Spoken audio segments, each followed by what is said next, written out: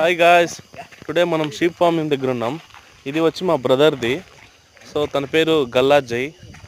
So మనం ఎందుకురా visit చేసామంటే మనం జస్ట్ ఒక అవగాహన కోసం వచ్చాము.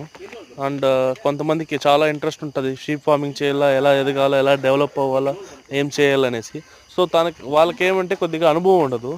సో నేను ఎందుకు వచ్చి ఈ వీడియో చూస్తున్నానంటే జస్ట్ ఒక ఇంట్రాక్షన్ కోసము.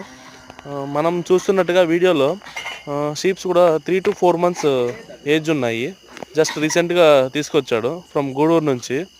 అండ్ దీంట్లో కూడా కొంచెం బ్రీడ్స్ ఉన్నాయి, కలర్స్ ఉన్నాయి.